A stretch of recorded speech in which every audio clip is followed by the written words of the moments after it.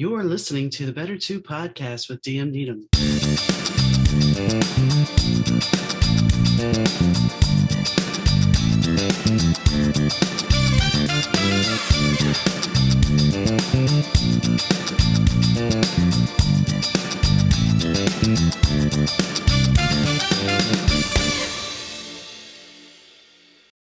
Hi gang, Donna here. Thanks for tuning into the Better 2 podcast. Today's guest is Delanda McNair, and she's written a book called Father, Then the Eyes Can See. And it's an interesting story because it is about a son taking care of his father after a stroke. But the interesting story is the fact that when Delanda wrote this back in 1995, she didn't know how close it would resemble her own life in 2012. So we explore that journey and we explore being a caregiver and the choices you have to make as a caregiver. And she talks about her relationship with God, and we talk about a lot of different things as far as aging and dealing with our parents. So I hope you enjoy the show. Hi, Delanda. How are you doing today? I'm doing quite well. How are you, Donna? I'm doing good. We were just talking before we got on air, and I guess we should pick up that conversation. So you are a writer, and you were telling me that you started writing your book back in 1995, was it? Yes. And it's about being a caregiver of a father. But how did this actually play out in reality? Okay, so fast forwarding to 2012, my mother had come to visit. My sister and I live about 15, 20 minutes apart. So my sister is, what she call herself, a domestic engineer. Okay. So my mother was with her that week. It was the last weekend of April 2012. So the whole week, my mother was with my younger sister. And then during that weekend, that Friday afternoon, my mother came over to my house. And so by the time I got home from work, my mother, she showed up maybe about 30 minutes to an hour later.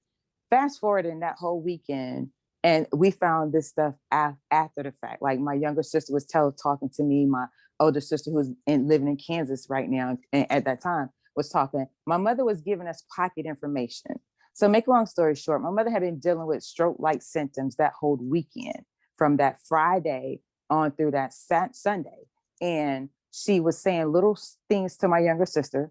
And she called and so when she came over here Friday, she spent the night Friday, she spent the night Saturday, and she was here Sunday. And she was supposed to go back over to my younger sister's house that Sunday evening or Monday morning when I went to work. And so she talked to my older sister in Kansas that Saturday morning. Again, she's in my house. So Yeah. all this stuff that she's dealing with Saturday and Friday night, like I had no clue. And so that Saturday morning, I had my mom out and rolling because I had like a chiropractor. And it's like Saturday was like makeup day. So, okay, gotta get this, gotta go here, gotta go get groceries, whatever. Yeah. And so I had my mom out in and out from about 8:00 until about 10:30 that night. We also had like prayer at the church, and then I had choir rehearsal. And so fast forwarding, my mom she experienced a stroke that Friday night in her sleep. Okay. She didn't tell my younger sister, who was the house that she was actually at. She then Saturday morning is on the phone with my older sister, and basically she tells her, I don't know, I think something's going on with me. I think I may have had a stroke last night because when I woke up this morning, my face was different. But my mom is like a praying woman. So she said, but I put my hand on my face and I said, I rebuke it in the name of Jesus. And she prayed and she said her face became straight. You know what I'm saying? So I'm looking at my mother. I couldn't even tell that she'd even had that situation, and I would never know anything about the conversation. So yes, so my mom had been dealing with stroke-like symptoms the whole weekend. And finally that late Saturday evening, it was like 30 minutes before midnight. We just finally sat down like, whew, it had been a long day. And so my mom was writing some things out, and I noticed her dragging her arm when she was writing. She wasn't simply, flowing across her page. And so I said, Mama, did you just drag your arm? Why are you dragging your arm? And then she said, I don't know, it's just my arm been feeling funny, kind of weak, like periodically throughout the day. And then she said, in the store, she suggested we buy more apple cider vinegar. And I was like, Mom, I have 2 full bottles. And then that's when it came. She said, well, you need some more. Just get some more. So later on that night, she told me, she was like, well, I dropped the bottle earlier this morning. I had no clue. Didn't even hear it fall. So she Wow. lost a whole bottle of apple cider vinegar earlier Saturday morning because the weakness in her arm. And come to find out, I said, well, Mom, I can't make you do anything. I said, but if it was me, I would at least want to know what's going on in my body. I said, do you want to go to the emergency room? I said, like right now, because of the time, that's all we have. And then because she doesn't like doctors. And so I said, but again, I can't force you. I said, but if it was me and you say you've been dealing with this all day, see, all I know about is Saturday. Yeah. I had no idea about Friday until well later after the fact. I said, I will go at least see what's going on, if there's something going on with my body. And she sat there and sighed. She said, I hear you. And I'm like, okay. So I didn't push her. And so I went upstairs. I said, okay, I'm going upstairs. I'll be right back. And so I had gone upstairs to get ready for bed, and I already changed my clothes, and I come back. She was taking off her jewelry, you know what I'm saying? And her value and cleaning out her purse, and said, okay, I'm ready. And I said, what we doing? And she said, I think I need to go to the hospital. I said, okay. So I go upstairs, I throw on some clothes, and I go. My mother she walks herself in the emergency room. She checks herself in at midnight, and we end up rolling her out in a wheelchair. Wow. And what happened is her blood pressure was so extremely high that they kept manipulating, which was the worst thing they could have done for her and her body, because I didn't even know that her main vest artery that goes to the bottom of her brain was dealing with blockage. My younger sister knew that. So as I'm checking my mom into the hospital, I don't know to tell them, listen, whatever you do, please be mindful. She has blockage in the main artery going to her brain. And so what happened is, yes, it was deathly to some degree that her blood pressure was so extremely high, but it was even more problematic for them to go and manipulate her blood pressure the way that they did, because with it being so high, it was forcing the blood consistently through that stem and that blockage. And her body was simply just needing the time to get itself back in order. And then it would have needed the more additional medical treatments. But yeah, they kept around saying her blood pressure is this. Okay, well, let's give her this. Well, it's still this. Let's give her this. Because they gave her blood pressure alteration medicine like 4 times at least between the time we entered in that little, the little holding room right at the emergency room. From the time we ended up there, going to the back and them doing a little observation and then rolling her to the next floor, it had already been manipulated 3 or 4 times. And let alone how many times throughout the course of that night, because they end up keeping her that night. So I literally left my mother that Sunday, because by the time they got her to a room, like I said, we left here at 11:45. She was admitted at midnight. They finally got her in the room about 9:30, close to 10 o'clock. When I left my mother that morning, she was talking. When I came back, she was almost like in a vegetable state, and she could not talk, and she knew something was not right. So she was almost like in a hysteric, but not, you know what I'm saying? Like basically like, what's going on with me? Because I walked myself in here like, so, this is not right. Yeah, it was. Ooh, yes. So she gets to come to live with the one who's never been married, don't have children, never had children. So I was straight up every bit of a single to myself, to some degree selfish, because I didn't have to ... Yeah. When I left work, it was it. When I left work and crossed the threshold of my home, it was whatever Delanda decided to do or not do, or entertain or not entertain. And I'm very laid back, and like I'm not one of those entertain me type people, So yes. And then my mom is like, she likes to be out, and she just always on the phone. Before the stroke, she had a phone book, like a little phone list that she had written out, and she was literally going through that phone book every day, every morning, every afternoon, calling people. Like when she didn't come back home and people start asking where she was and start calling around,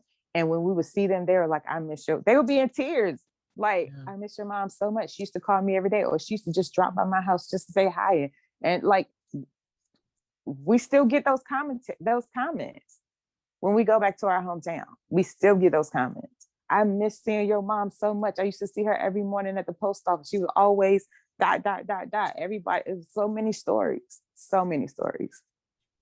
So So yeah. so, but bringing it back to the book was, you wrote about a stroke back in 1995. Mhm. And we were talking, this is where we were talking about offline. It was like, there's the movie Stranger Than Fiction. And I have done it in my writing. I've written something and then turned around and watched it play out for somebody. And you're like, how did you know? It's the strangest thing in the world. But it Yeah. happens. It happens. When you're talking about blood pressure, my husband used to have this issue with high blood pressure. I mean, his blood Hmm. pressure was always really high, and he had kidney failure. And his nephrologist, who was they deemed him, all of his doctors deemed the nephrologist as the blood pressure guru. And they would say his body is so used to having that high of blood pressure that to do anything else is going to be detrimental. Right.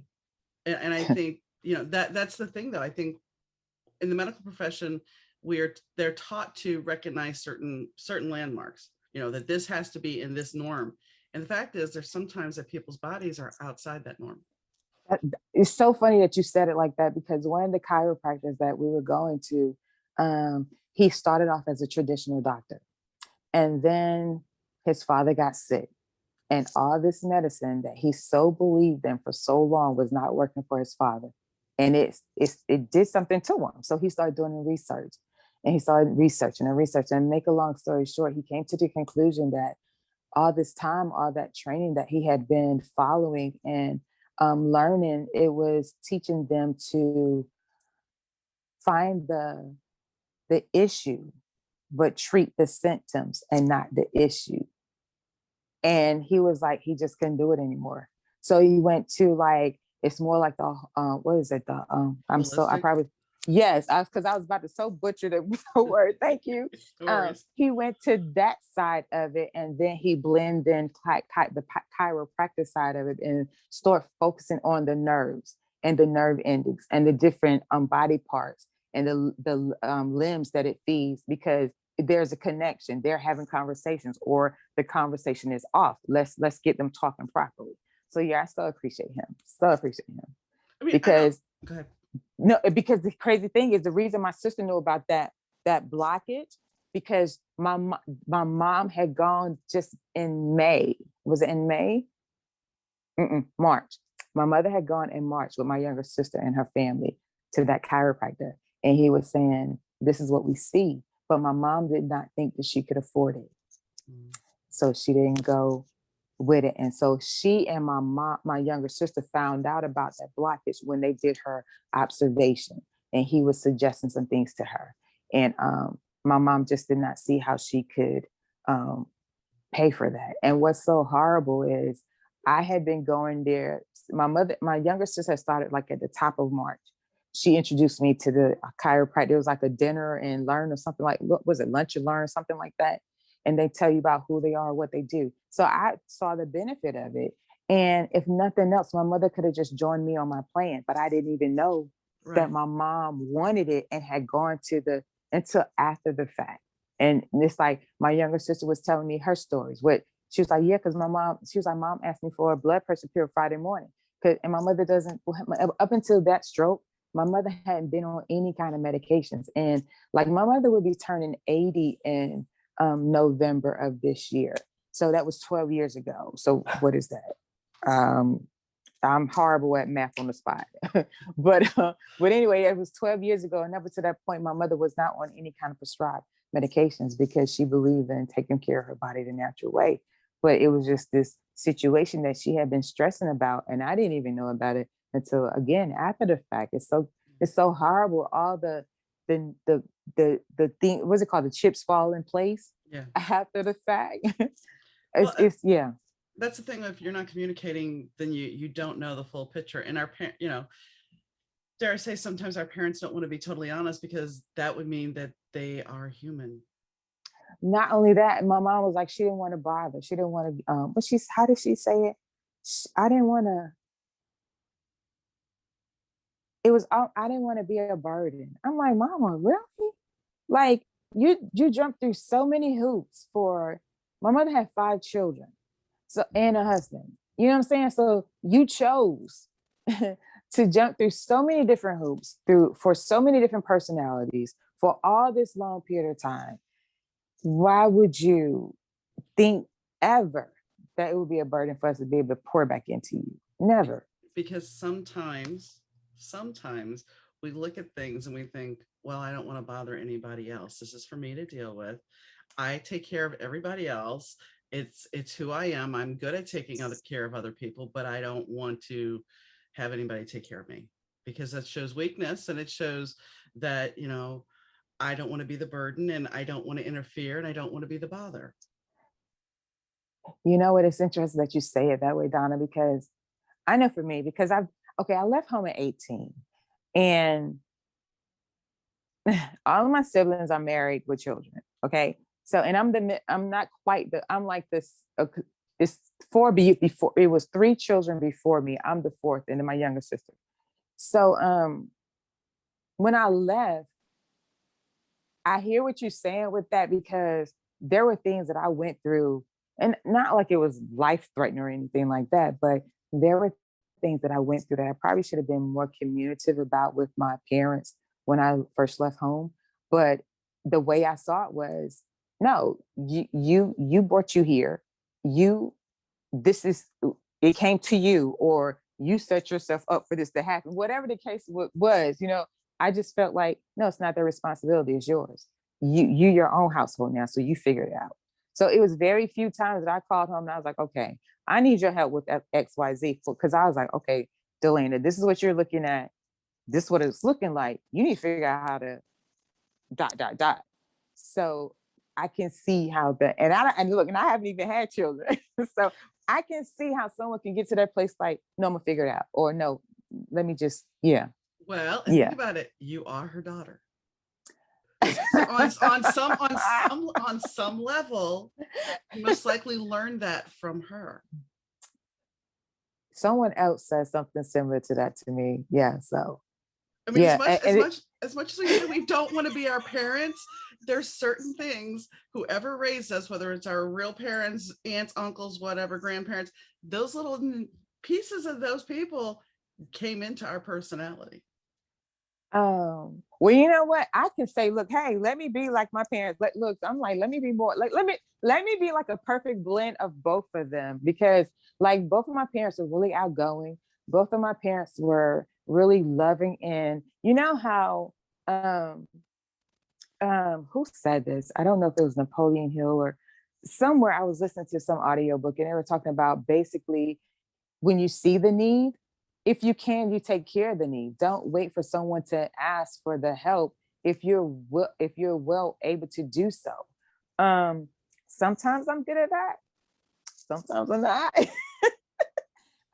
But no, it was like clockwork. Like my father, especially my father, like there were endless times that he would come home from work and someone would be in the car with him. And he'd be like, Daddy, who was that? And he was like, oh, this guy, I saw him walking in. He needed a little money. So I told him if he come help me and chop the wood, I'll pay him. Like just stuff like that.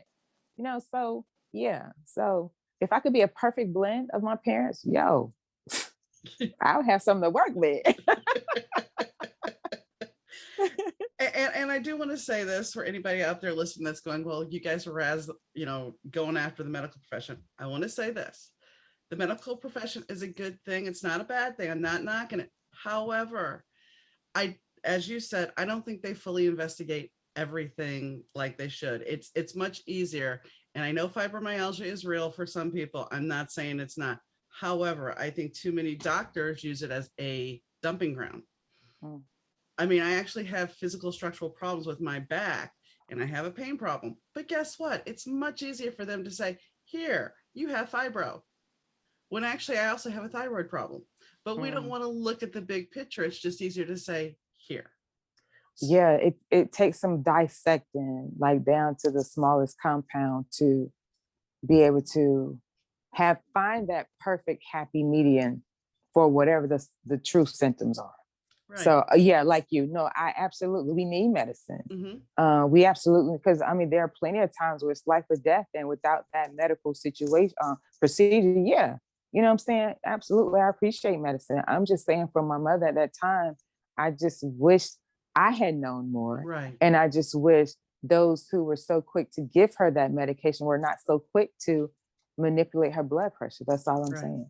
No, and I get that. I just wanted clarification for anybody out there listening before it gets misconstrued that we are doing that. And it's like, it's not the case. We just, there's certain aspects. I mean, my dad, he's a prime example. My dad was working until the day he worked the day before, and then he got up to have coffee, and he's in New Orleans and I'm up here in Chicago. And he went to the coffee shop, right, a block down from, not even a block, it's like 2 doors down from his house, and he had a stroke and a heart attack. Wow. Right there. However, somebody called 911. He's made a full recovery. Right. That's a blessing. Yeah, Good it deal. is. But once again, though, here's a man that did not take any medication prior to this. He was okay. Yeah. So, and now medical intervention, he ended up having a leaky valve. They fixed it and he's fine. Cool. So, I mean, it's one of those things where sometimes medical intervention can be great, and other times it's like, yeah. I had the opportunity to interview a doctor, and I passed on it because he was, I knew that it would be a tough interview for me, because he was going to tell me that stenting and bypass surgery were bad things. And I walked this journey with my husband. I had 10 years extra with my husband because he had these surgeries. So I did not think that this would be a very good interview. Right. And I know the positive effects of it. So, but we're getting off on track, and I'm sorry. No. This is conversation. That's the whole point of it. It's like the give and take. Yes. So how bad, I mean, I don't want to say it like that, but how bad off is your mom now? I mean, she's wheelchair bound, obviously. Yes, she is wheelchair bound. And here's the thing. The crazy thing is, oof, girl, this medical. Okay, let me stop. Okay. The facilities, Lord. Okay, so a year after my mother's stroke, okay, she was actually up and walking. It affected her right side. Okay. My mother was actually up and walking with a quad cane, and she was learning to trust and learn the weakness of her right leg. Okay. But she was able to at least still kick it forward or extend it forward, and some say use it like a kickstand as she bring her left leg around. You know what I'm saying? But my mother was walking, make a long story short. So my mother had gone away with some family members for a weekend, and it was still early on in her after the stroke. And I don't know how much you know about the stroke, and we were just still learning. We didn't even know that they were saying her temperament was off. So she could be too hot, too cold, but not directly tell you I'm cold or I'm hot. And make a long story short, they were telling us, make sure you keep her hydrated, make sure you do this. So it was all these things, make sure her electrolytes are up. It was a list of make sure of the stuff that we, like I said, we were still in the process of learning. So when she went away, she ended up coming back extremely dehydrated. But we didn't know exactly what that was. I just know when I left my mother that morning when I was going to work, she was as healthy, as vibrant as she had become to be in her stroke recovery.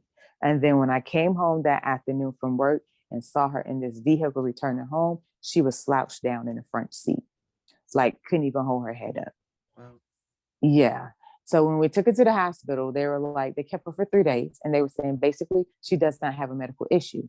Now, what we missed is we could have just brought my mother home and had a home care aide come home and check on her throughout the week. We didn't know that was an option. So they said what we suggest is we send her over to this place. It was supposed to be a transitional rehab. It was a straight up nursing home. And fast forward, they dropped my mother, did not report it, and they kept pulling her out for rehab. So what started off as a hairline fracture on her hip turned into a straight up broken bone, and her bone came up and fused up and on her pelvic, so her legs are off. Oh. That's why she's in the wheelchair, not because of the stroke, because of because of the incident that happened at that facility. And And people were like, what did you do? Did you do this? No, because the way it unfolded, my mother had already been going back and forth to therapy there for some time when they noticed, wait a minute. And my younger sister was there that day. That's who brought it to their attention. My younger sister was going there, meeting her to see her go through her therapy. So when she was there, she was sitting there trying to get my mom straight in the chair and realized, wait a minute, her legs are not lining up. What's going on? And so she brought it to the therapist's attention. She was like, do you see this? Like, and what, I can't get her straight in the chair. And they were like, yeah, I'm seeing that too.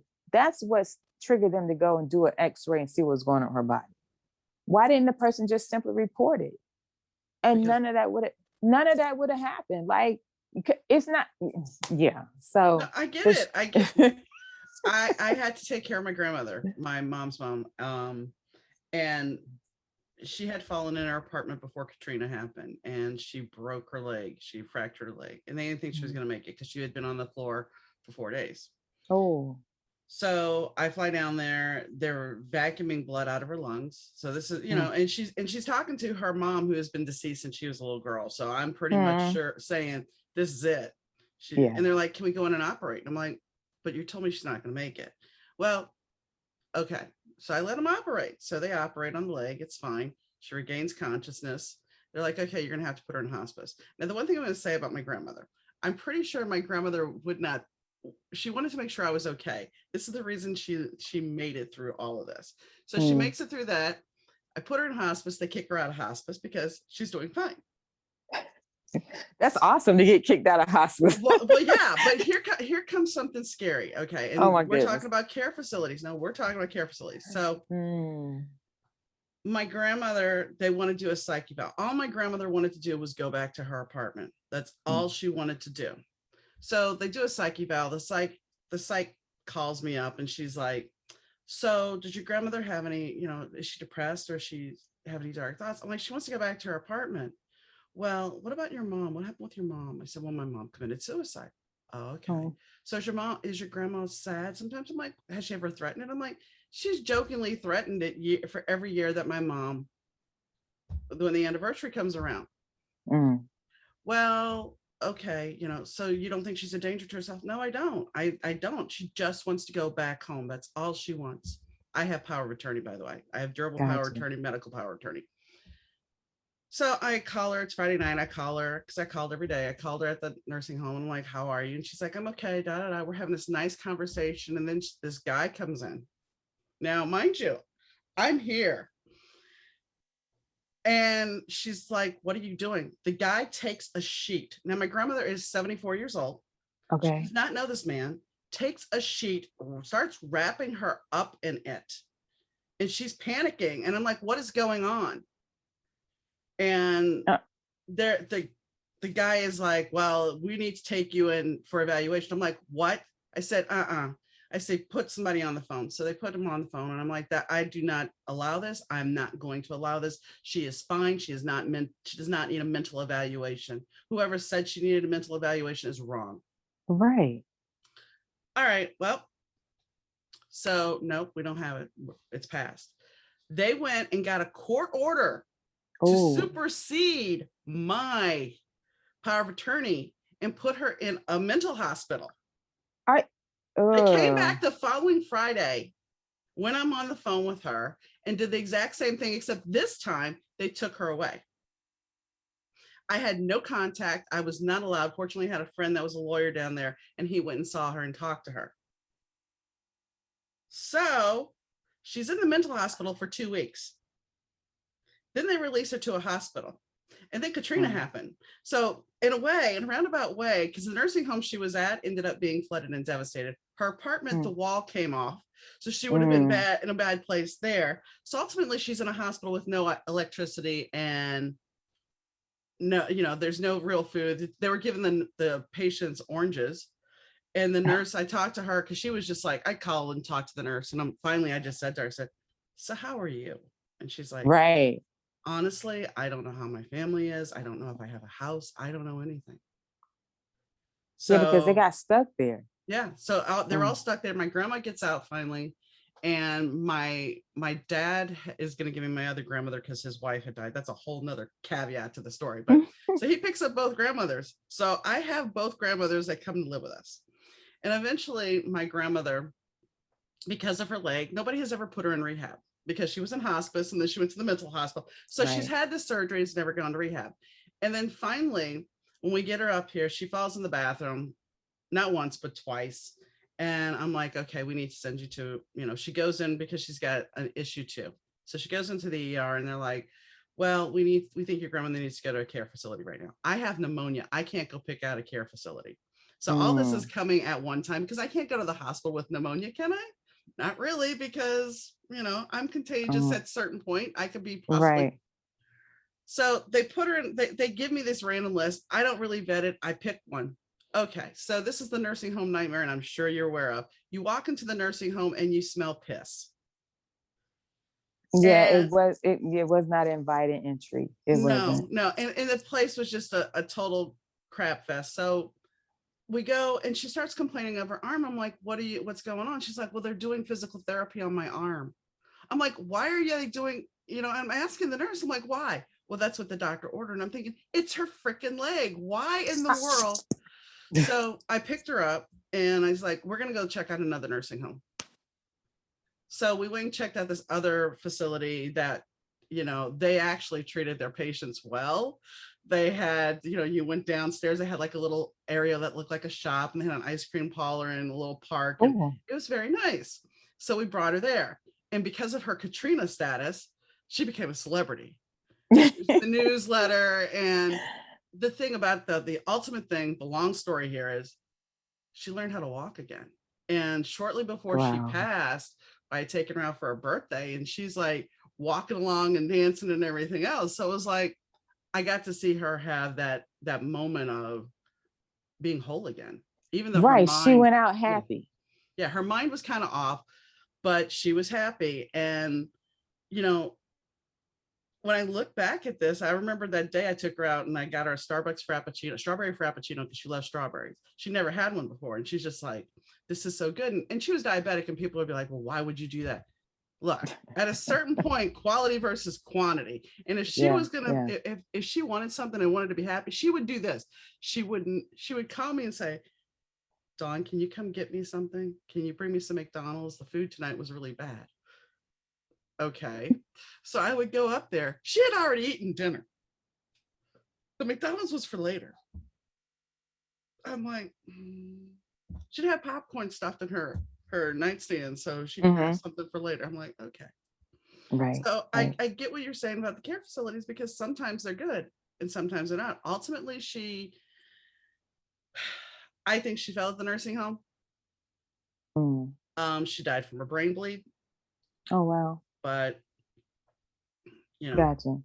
And they asked me at the time in the ER, they're like, do you want to do a medical intervention? And I said to them flat out, I said, let me ask you this. I said, she's been out for this long. If you go in there and do surgery, what are the chances of her being whole afterwards? Well, 95% chance she's going to be a vegetable. Then why do it? You know what? It's interesting that you said that, because I have a niece. She's finishing up her nursing training now. And like last year, she asked, well, in 2018, we took a road trip to Kansas from North Carolina. So it was my cousin and I and my mother. And my niece, all of my mother's grandchildren have pretty much seen my mom in this state. But since we were there for an extended period of time and we were actually there in Kansas in their home, my younger niece saw more of the real story, my mom's real story. And she started asking her mother questions. So, okay, the trip is over. We make it back home. And finally, my older sister gets us. She was like, me and my younger sister, she was like, I need to talk to y'all. Let me know when y'all can talk.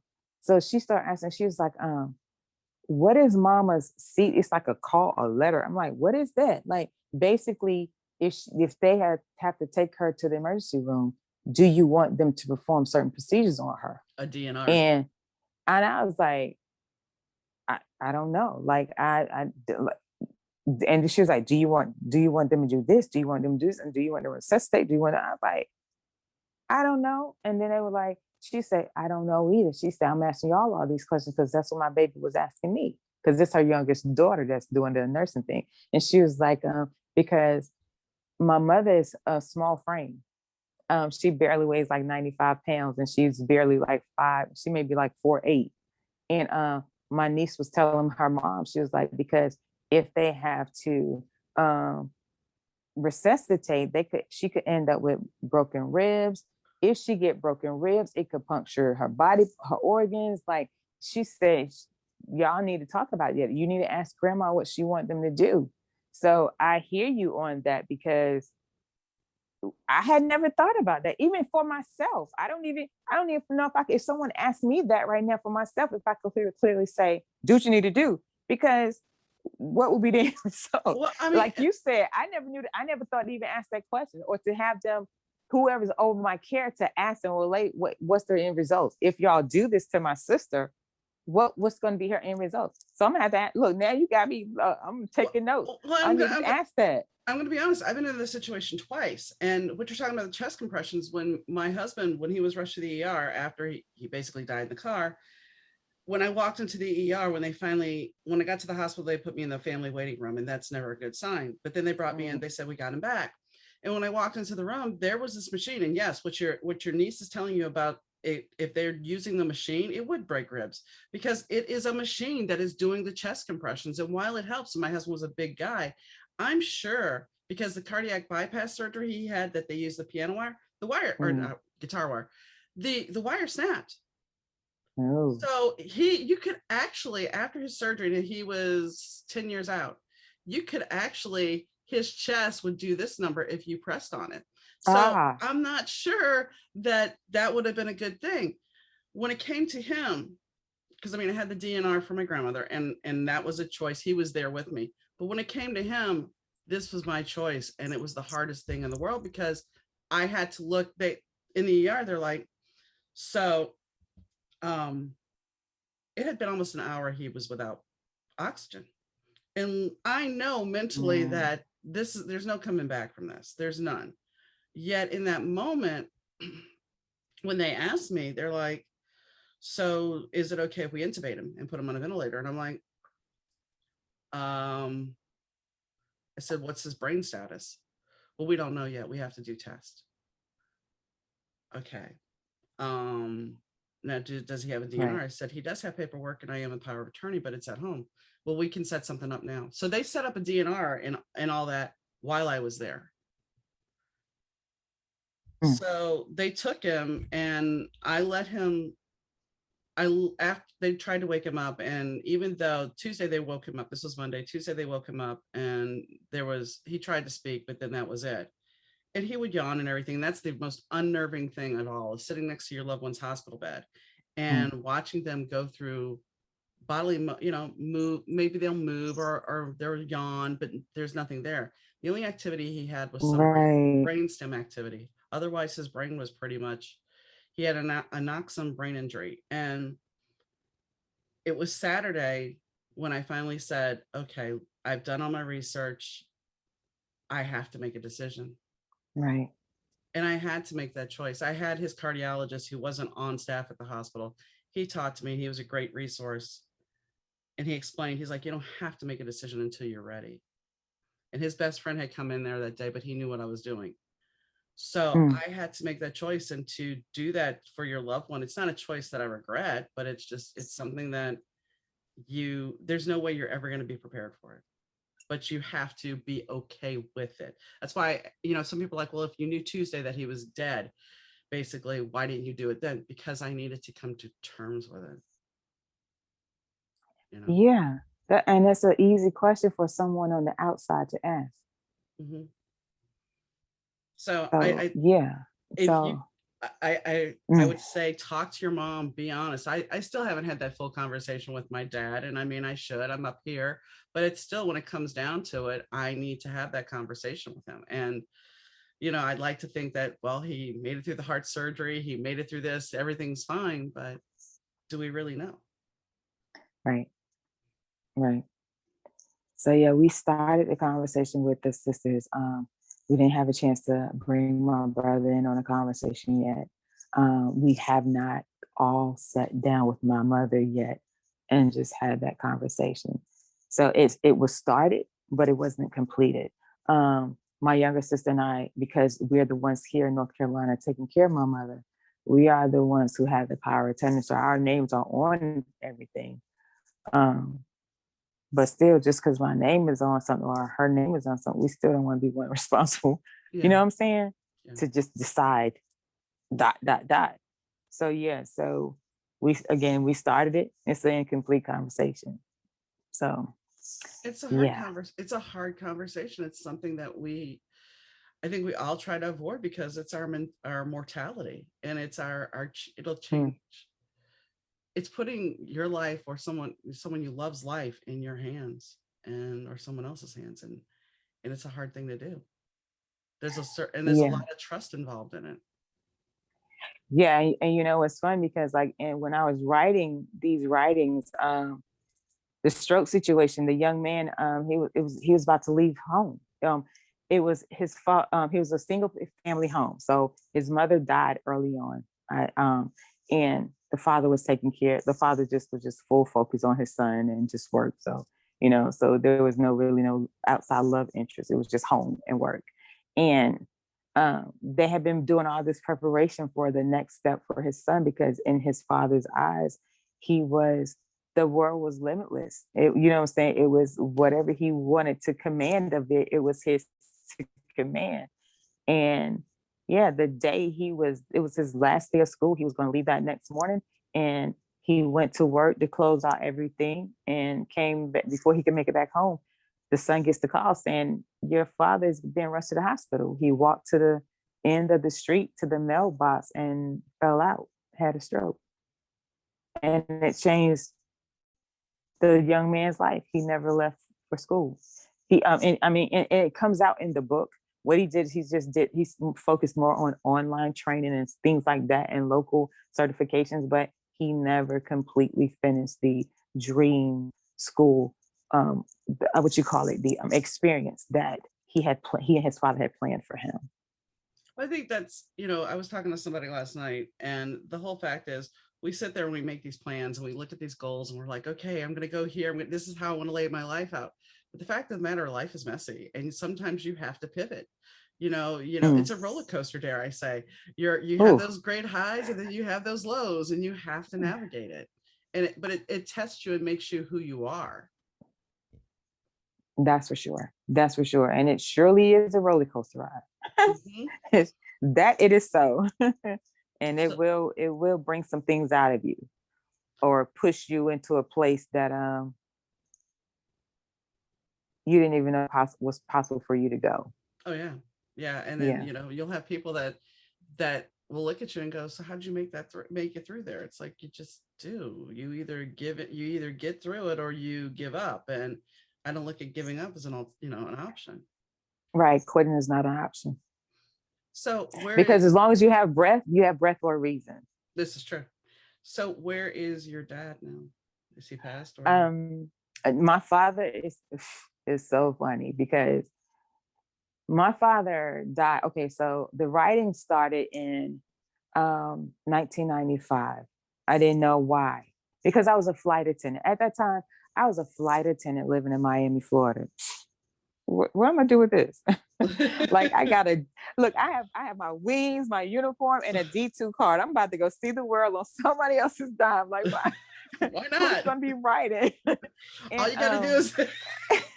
Yeah, like, right, exactly. Ladies and gentlemen, the captain has turned on the fasten seatbelts. You got it.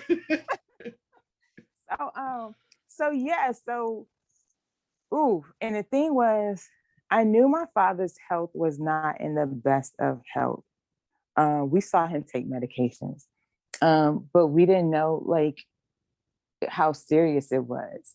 And so my father died in 1996. It was 12 days before his 56th birthday. Wow. Yeah. And what's so interesting about that is it was going into my second year of being a flight attendant, and I had just come back from recurrent training. on June 16th. And so on June 19th, my smart self, I was based in Miami, but at that time I was living in Nashville, Tennessee. So normally I would commute to work. I would fly out the night before, or if I had plans with friends the day before. But that particular time, I did not fly out the night before. Now, granted, I didn't know why at that time. But I just did not feel pressed to get on, like, yo, I need you to get me to the airport. I need to go, I just did not feel pressed to do that. So fast forward, in the morning that I was thinking I was just going to go to work that morning, leave Nashville and land in Miami to start my day of work, it didn't happen. Like, I couldn't get on flights. And so now that puts me in, I have two choices. I can call in and tell crew scheduling exactly what's going on, or I could lie and say I'm sick. Yeah. Like, I can't make this 4-day trip. I'm sick. So my dad was like, don't waste lives. He always told us, don't waste lives. So I didn't lie. I called and I said, this is Flight Attendant McNair. And I gave them my trip sequence. I said, I'm on da da da da da. I said, I need you to let the ready duty flight attendant take the flight from Miami to Key West, and I will be there for this time, because I knew that's the plane I could get on. Mm-hmm. Well, that day I got the wrong crew scheduler, because she was like, Flight Attendant McNair, this is scheduler, they give you the numbers, like, your flight time is this time and your report time is this time, and you better be there. Wow. And I was like, are you kidding me? I know you have ready duty flight attendants there. I've done it for a month. Mm-hmm. Like, because things happen. Right. I said, are you kidding me? I know you have ready duty flight attendants there in Miami. So you're telling me you can't put someone on just this turnaround trip to give me the opportunity to get to work? And then she was like, again, Flight Attendant McNair, this schedule, whatever. And tell me that I said, okay, thank you. I said, I should have just called in sick. Yeah. I should have just lied and called in sick, because this is what I get for telling the truth. And so, make a long story short, the phone call ended. I got the phone call. My boyfriend said, come get me. He was like, what's wrong? I said, I'll tell you when you get here. And so we went through this whole union presentation, and it was so drawn out because they was so backlogged. So much stuff was going on. Again, that happened on June 19th. I didn't make it to my union review until November 26th. Wow. Right. Wow. And so in that whole holding period, my father died July 31st. So the first 2 weeks of July, my boyfriend was like, Delanda, like, you want to go, let's just travel. Let's just go somewhere. You want to go here, you want to do this. And then he finally said, you want to go just spend some time with your family? Let's just go spend some time with your parents. My boyfriend said that, not me. Yeah. And so the first 2 weeks of July, I got to spend at my parents' house with my mother and my father, not knowing 2 weeks later, he wouldn't be here for his 56th birthday. I had no clue of that. And what's so odd about it was, when we got back from that trip, spending that 2 weeks with my parents, and me waiting to hear back when I was going to get a date from the airlines, that Tuesday before he died, that Wednesday, we were on a deal of trade, because that's what my boyfriend, he used to do that part-time. We was doing a deal of trade. So again, I'm on a plane, or I'm in a vehicle, I'm seeing the world. Yeah. And so we're on this deal of trade, and I asked him for the phone. I was going to call my dad. I was like, no, that's why I always call him on Wednesday, because Wednesday was our day. And Dawn, I never got my Wednesday. Yeah. Because he died at 1:30 that morning. And now I knew why that whole trip situation happened. Now I knew why it kept burning in my, like, give me your phone. Let me call. I'm like, no, it's Tuesday. I always call tomorrow. And my smart self didn't complete the call. Because God was giving me that last opportunity, because he knew, but I kept putting the phone down. I was like, no, it's not Wednesday. And then I get a call. Instead of me making my call, I got the phone call telling me that my father had died.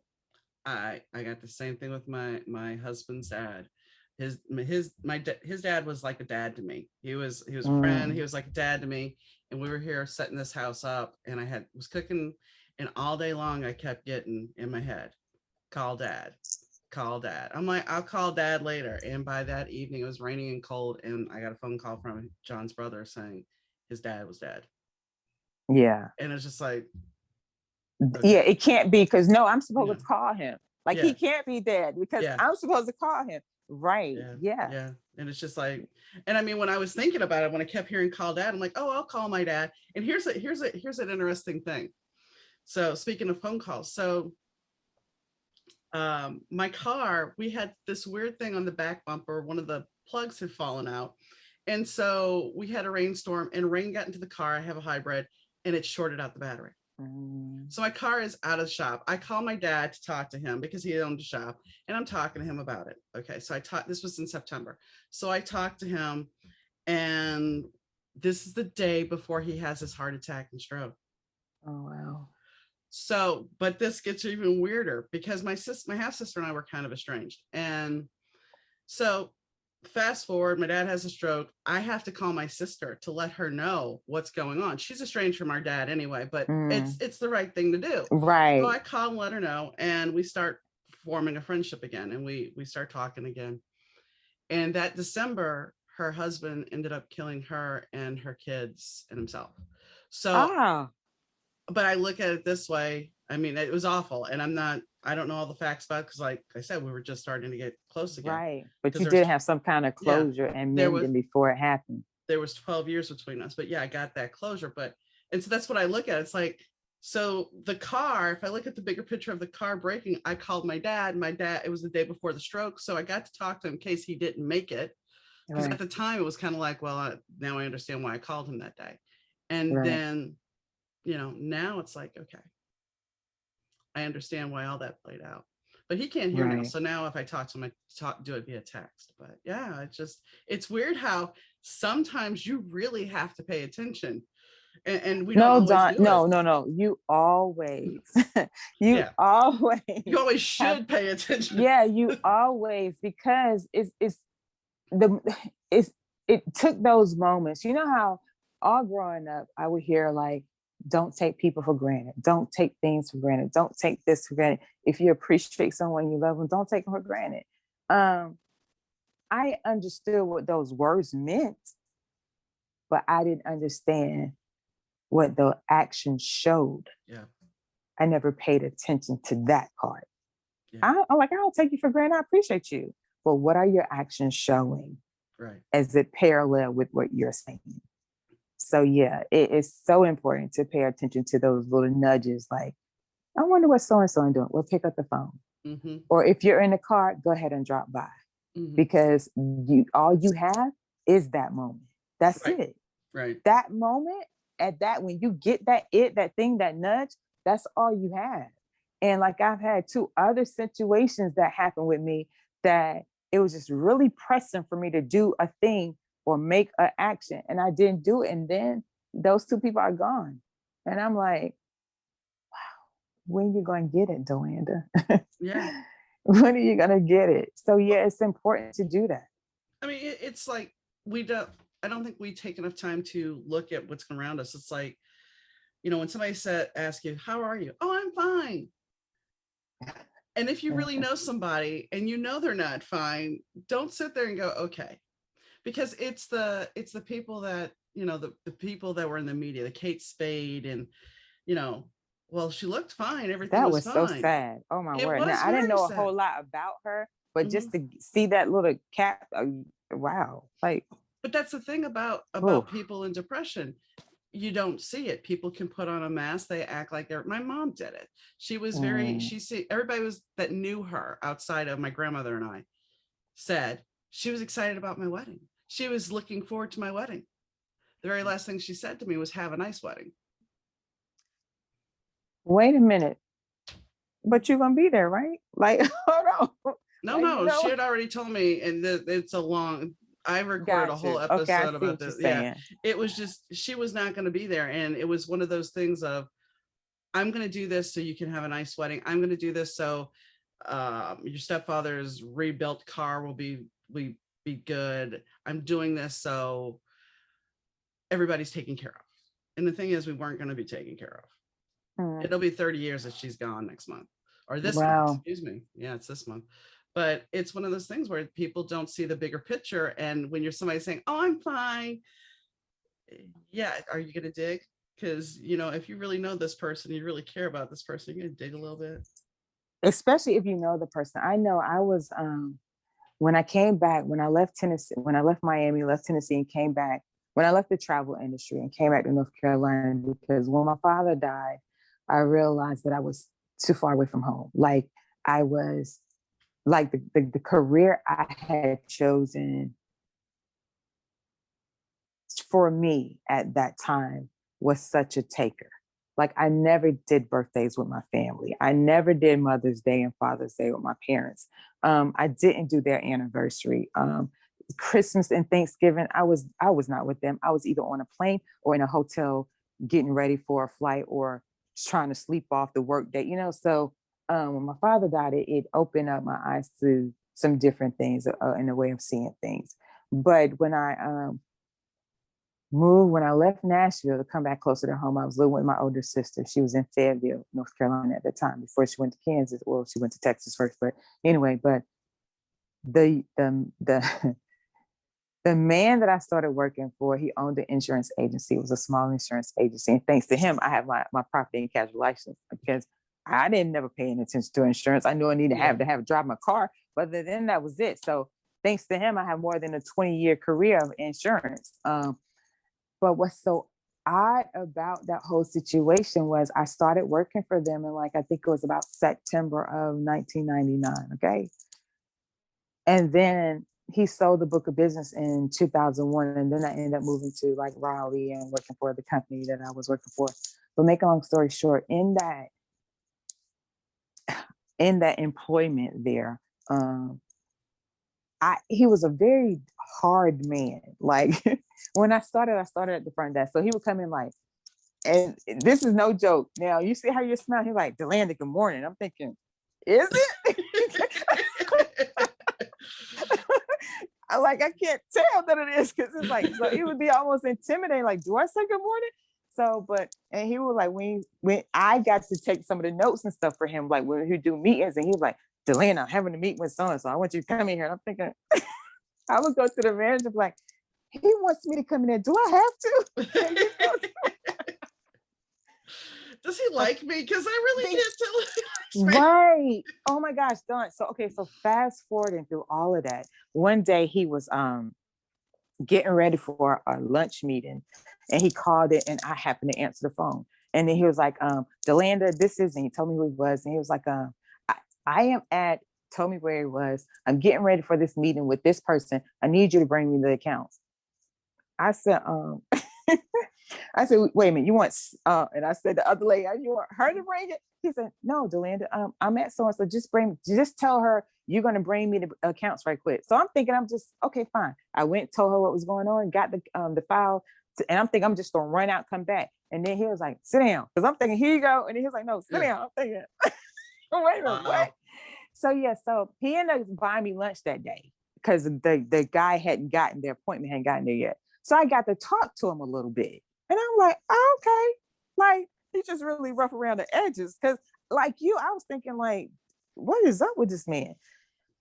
One of those times I was out to lunch with him, he said to me,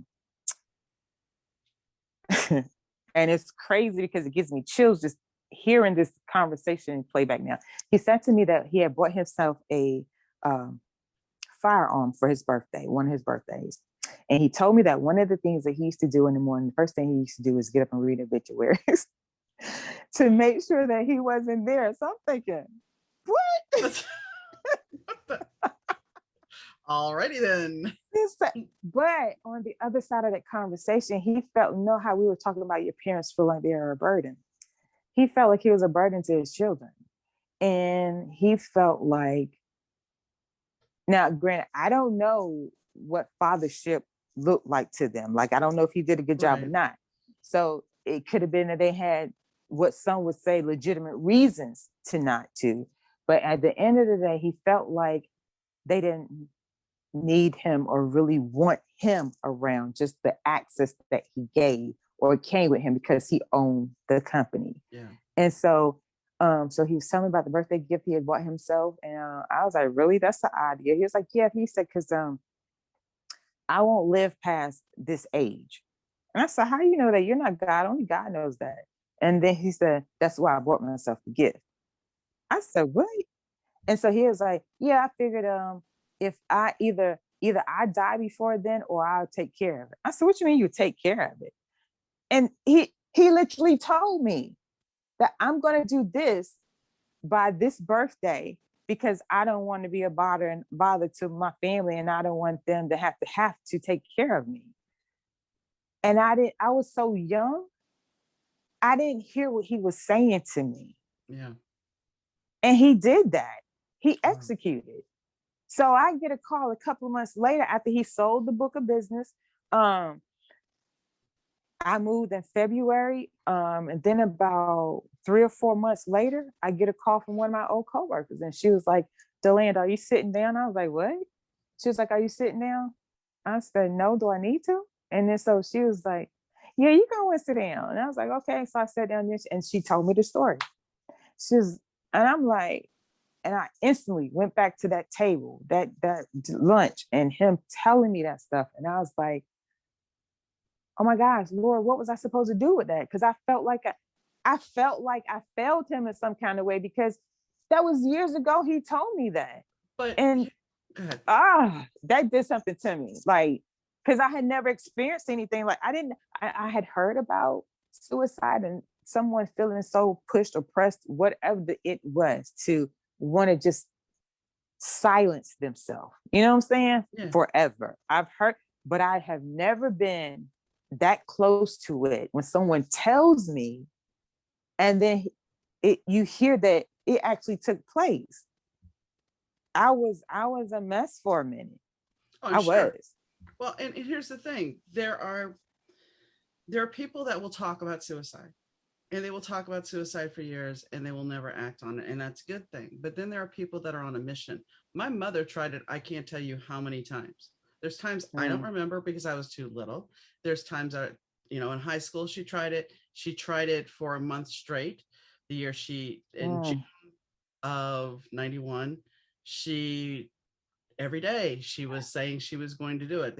She would call me every day, which, people are going to say this is bad of me, but at a certain point it's mental abuse, because she would call me and tell me every day she's going to do it and how she's going to do it. And the worst was when she tells me, because they had a standing shower in their master bathroom, that she was going to go in the shower and shoot herself, and she wanted me to come back from Dallas and find her body. And I told her, if you love me, you wouldn't ask me to do that. Right. She was married. I could not, I think I was 22 at the time. I had 2 kids that were my step kids. My husband, or my fiance at the time, he was like, oh, you're not, don't worry about it. She's just talking. She was calling my grandmother, tormenting her. And my stepfather was away. And I called my stepfather and I said, when she moves, because she was supposed to move up to Indiana in July with him. I said, make sure you get rid of the gun, make sure you get rid of everything, da, da, da, da. I tell him everything that's going on.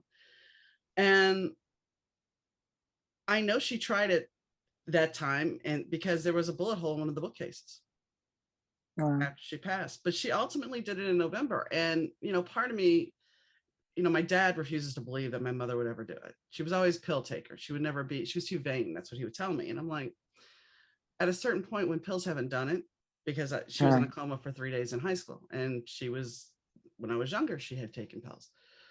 But when that doesn't work and you are on a mission, and that's the way I look at it, for her, it was a mission. She opted to kill herself. She opted to shoot herself. Yeah, like when I know my father's death, I didn't realize until many, many, many, many years later how 2 things, how the writings that came to me in 95 when he was about to die in 96 would be why it would matter to me so much, and why it was so important for me to have that access and that outlet. Because again, like with his unexpected death, and then me prepare myself for my mother's stroke, and to be her caregiver full time. And it's interesting. It's another situation that unfolds in that book. And when you say you're writing out somebody's, I didn't realize how therapeutic it was at the time for me to actually pen it, because the way I write is I take pen to pad and I write first, because for me it's a better connection to the story. And another crazy thing is, Dawn, I didn't map out that book. Like that first book, Father Than the Eyes Can See, it was totally God given. Like I had a conversation with my younger sister one night, and for whatever reason, it started to be a dream, and it started to be a repetitive dream. So it got to the point that I kept dreaming this. I'm like, I got her on the phone. I was like, listen, that conversation we had weeks ago, why I keep having this dream about this? And then she was like, so I was talking to her about the dream. And so what happened is every time I talked to her, it was progressing, but it was like giving me, it was like start from the beginning and go up to, and I'm like, okay. So it's like I felt so weighted. I was like, let me just write this stuff down. Didn't even, because I had never even journaled before. Mm-hmm. I'm not a journaler. So I just like, let me just write this down. So that's when I became more connected with my creative side, because I learned that I'm see, say, do. I'm seeing it in my dreams. I'm saying it in the conversation with my younger sister, and I'm doing it by writing it out. And every time I went through that 3-step process, it was like, okay, God was like, push pause. Okay, this is the next scene. And it's like, then I'll come home, write it down, or wherever I was, like on napkins. And one of my passengers one time says, here, take this notepad. Because I'm trying to, this little square of napkin, I'm trying to turn it up, fold it, and just write teeny tiny. And so I didn't realize it was therapy in advance that I would need a couple of years down the road. I didn't, and what's so crazy about it, I wrote that first book, not reading it as a true, as when you go to the store and you see the cover, like, okay, let me get this. And you open the first page and you go along the read journey. I had never gone along the read journey of the first book. And so with Father Than the Eyes Can See, that book it started in 1995. It was published in 2013. And I didn't read it for the true read journey until 2020. And when I read it, I was like, wow, like, that's me. Like, oh my God, like it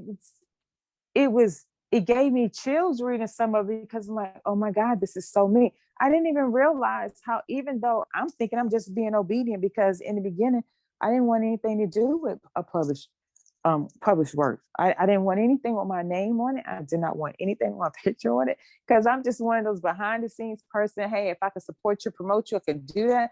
But no, me being here with you like this, no, I'm not being on camera.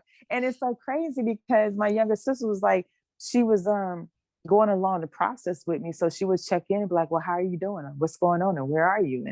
And when I got to almost being at the finishing part, when I said, okay, I've done all I can do, I've chosen who I'm going to go with, and I'm just waiting for them. This is like, I'm so excited, because I can't wait to see you. Like, I could see you now on an open panel and talking about the book. And I was like, that ain't gonna happen.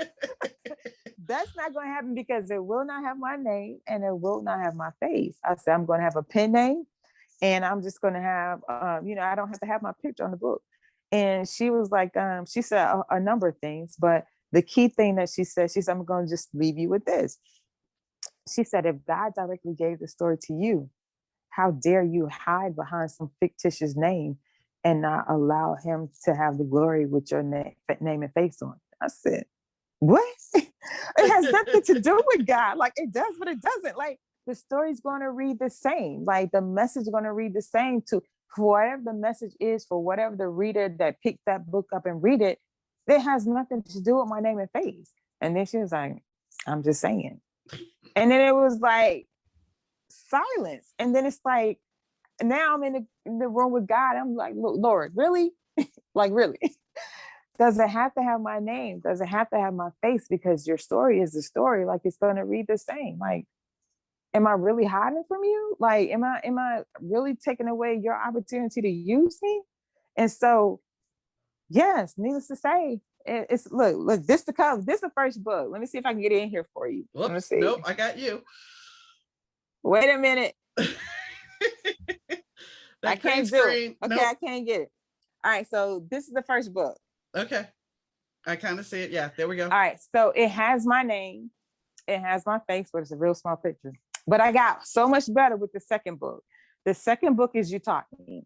And what I missed, I didn't realize I missed so much about the writing journey with the first book because it was so many. I don't know, but with the second book, I researched more as it relates to what it takes to publish the book. So I did the second book mostly by myself. I found someone to do the formatting for me. I found someone to do the editing for me. But other than that, and then what I did, I was able to collaborate with, there's an artist that goes to my church, and he was able to do the front cover for me. We bartered trades. I did something for him, and then he was asking me like, come pick out come pick out a piece. And I was like, wait a minute, hold on. I need a book cover. I said, can I push pause? And like, instead of me picking out a piece that I like, can I just give you a little synopsis, and I want you to give me a piece that delivers that. And it so does. Like the title, with the first cover, I found the change of season, fall, foliage, because in my life it was such a change of season for me. Yeah. And again, that cover, I had no clue how much it was saying about me and where I was at that time. But I sent him this picture. I found this picture online. I said, hey, I don't own the rights to this picture. I said, but can you take this picture and make it mine? Can you personalize it? And they did such an awesome job of it. And then with this one, You Taught Me, it was like, it's this lady in her garden. And it's like, you know what? Been there, done that. He taught me, but I'm still good. I learned some things, and look at me in my flourishing garden. I'm still good. Life is still good. Was it easy? No, but I'm still good. So yeah, so the first book, Father Then the Eyes Can See, it talks about the focus of that book is like forgiveness, redemption, and love. The love of man and the love of God. And the little sentence at the bottom, I had a couple of people like, why didn't you put God first? I said, because did you? I said, okay, let me turn it on myself. I haven't always put God first. Have you? Because I haven't. I didn't always love God first. Oh, he's cute. Oh, I like the way his voice sounds, you know? Yeah. So, yeah. So, but at the end of the day, or somewhere in the middle, guess what? Okay, Lord. God, I need your help. So, yes, that's why, because sometimes we get it out of order like that. But even when we do, he's so gracious and so peaceful and so receiving that he still welcomes us back. And at the end of the day, forgiveness, it's a healing gift. And we should choose to both extend it and receive it. And that's to ourselves as well as others, because when we don't, we're basically stealing from the wellness and betterment of ourselves and others. Because we're not perfect. And it's so funny because in the Bible, when it says, when you sin, he said, when you do, like I got a way out for you. Or, you know what I'm saying? You don't have to wear that burden over your shoulders. Like, oh my God, I messed up. I did this. There's redemption from it. But just as gracious as he is to extend it to you, be as gracious to receive it and welcome it and be thankful for it, because sometimes we don't. And then what You Taught Me, it still rolls over the message of the healing gift of forgiveness, redemption, and love, but second chances. Like sometimes, be it consciously or unconsciously, we're closed the door on second chances, be it to ourselves or someone else. But at the end of the day, there is no, and when I say this, I do not say this lightly, because there is no way I can tell someone I know how you feel because of that thing that they went through or that act that was done against them. But like we said earlier, if you still have breath, you still have breath for a reason. Get the best out of the rest of that breath. Don't waste it on unforgiveness. Don't waste it and lose it on sitting and being parked in a unproductive, ungiving, and unloving space and place. Utilize your second chance. He's extending it to you for a reason. because betterment is yours. It's your choice, though. Yeah. Forgiveness is your choice. Whether you receive it and extend it to someone, it's your choice, or yourself. There have been plenty of times, like it was something that happened. I think I was having a conversation with one of my sisters, and we were talking about, they were asking me questions about the book. There was a situation in Farther Than the Eyes Can See, and my older sister was saying, I don't know if he was as much of a friend as I think he should have been. And I said, why did you say that? I said, and the character is Guy. She was talking about Guy's situation. And one of the friends was Stuart. And with whatever it was that Guy was going through, my sister thought that Stuart should have been more vocal because he saw what it was doing to him. Oops. Hold on. There we Okay, go. there we go. Because but I told her, I said, it's funny that you said that, because it gave me the opportunity to look at myself as me being a friend to other people. And then I said, you know what? How do we know when we're actually, whatever our friends are going through, when we're actually giving that friend the best of the friendship that we can give them at that moment? Who are you to say that it's not good enough? Because everybody is going through stuff, you know? It could be when my best friend and I are both in a turmoil or a tumultuous. I'm so tearing up words right now, but time. And who am I to say you're not being the friend I need you to be when they're doing their best to keep their shoulder squared, you know? So when I told her that way, I said, here's the thing, Stuart was going through this. I said, but see, you don't know that at that time because it later comes out in the other book. I said, so think about it, Dina. He was being the best friend that he could be, and that he had the wherewithal to be at that time because of him going through this. And then my younger sister said, that's just the author speaking, because she knew what was going on. Well, I mean, the thing is, in life, if you apply this to life, it's the issue of expectations. What is somebody's expectations? You know, that's right. The big thing here. It's the whole expectations thing. Yeah.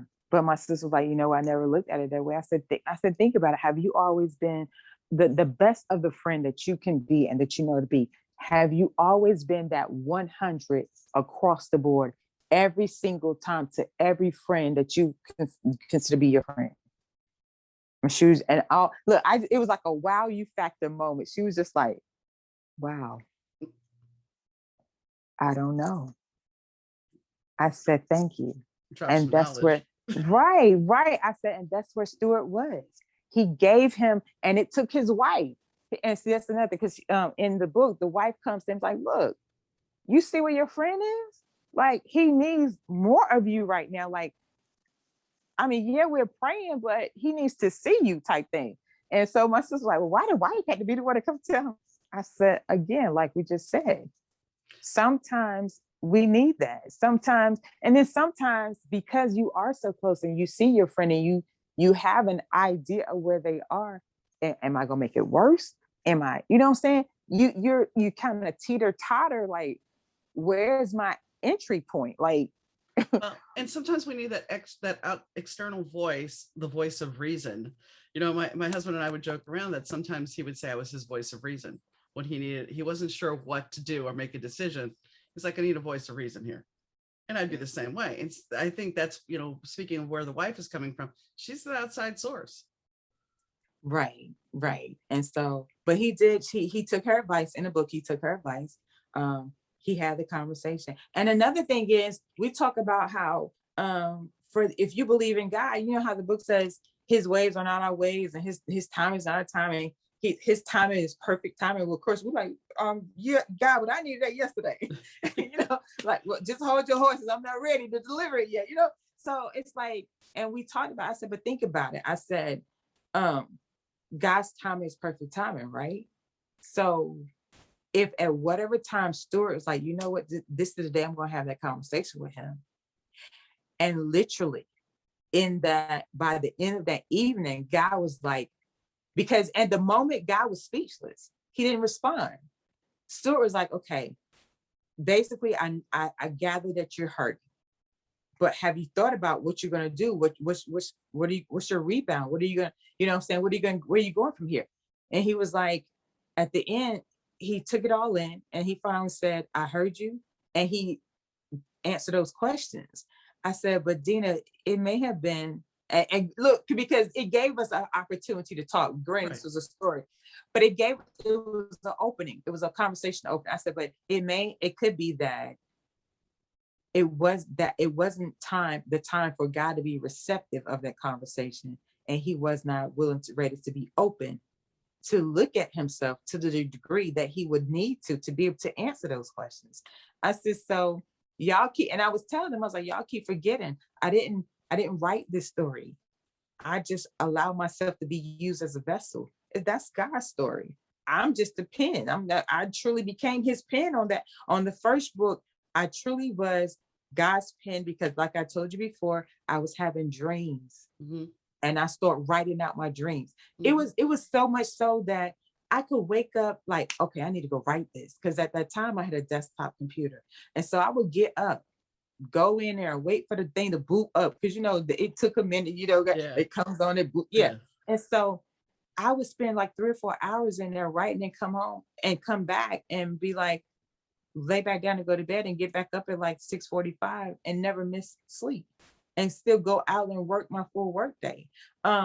There were times when I literally went to bed with a pen and pad on the bed, and I would take my hand and guide my pen and write down whatever was in my dreams and then roll over and go back to sleep. And I could read it in the morning. Never open my eyes, never turn on the light. I'm like automatic writing. So you have a new book coming out, I see, in November 2021. And go back to bed. Yes. Yes. Okay. So the book coming out in 2021 is I had the opportunity to work with some other authors, and it's a project spearheaded by Ms. Berlisa Wilson, and it is called Dear. Whoops. Hold on. It's called Dear Daughter. So Dear Daughter is basically, it's funny. It's similar to the conversation we're having that we had earlier.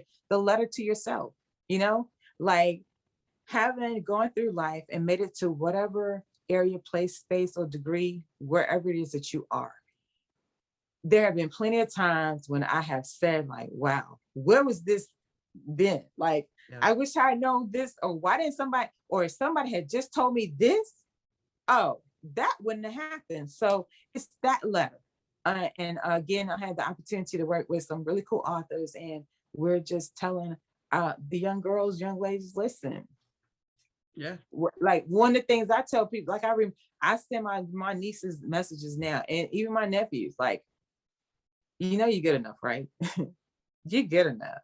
So if someone comes to you and try to tell you or present a picture of why you're not, guess what? They're right. But it's right that you're not good enough for them in that setting. Not that you're not good enough to do what you're supposed to do and to be where you're supposed to be. So when you're in that space and place and it feels like, oh my gosh, like I don't fit here. That's right. And you need to find your exit.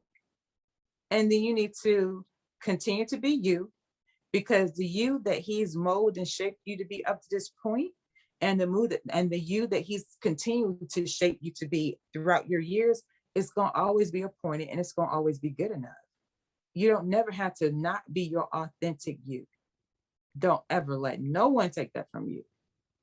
I think that, especially nowadays, we allow outside factors to create who we are, and we don't always trust ourselves. And that's where we need to try to get back to. It's like the outside factors don't mean anything. The social media likes and everything, while it's great, it isn't. Those people necessarily aren't real. Mm-mm. Yeah, not going to be the one that's going to be there when you're breaking down crying. Some will, but most of them won't. So you need to be true to who your friends are, your family is, and to yourself. Exactly. And I remind them of that often. I do. And I ask my nieces, like, who are you? Why are you beautiful? What makes you beautiful? Because it's important for me to know that they are connected to their inner them, because that's what makes them beautiful. Not because of, oh my goodness, not because of how it, but my battery is like, listen, you've been talking too long. Well, we'll wrap this up really quick. I was going to say, the one thing you were talking about reminds me of an episode of The Fresh Prince of Bel-Air where there's an earthquake and he's trapped downstairs in the basement with his girlfriend, and she's got a fake weave and she's got fake pads in her bra, and she's like taking all this stuff off. And he finally just looks at her and says, "What is real about you?" Right. And I think that's a question that we all have to ask ourselves: is what is real about you? Yes. So, yeah. Well, so before your battery dies, I thank you so very much for the time, and I hope my audience has enjoyed our chat. Yes, thank you. It's such a pleasure being here. So I hope you guys enjoyed the show. When Delanda and I were talking offline before the show started, we just started riffing. It was like it's instant connection as we talked about writing and the fact that sometimes when we write, it actually morphs into reality. And we did cover that a little bit on the show. When you look at the fact that her life started off with, writing this in 1995, and then by 2012, she's kind of living it. It's an amazing journey. And I think sometimes as a writer, even in my own personal experience, before my husband died, I was writing about a widow, and I hadn't experienced that, but yet I was already starting the grieving process.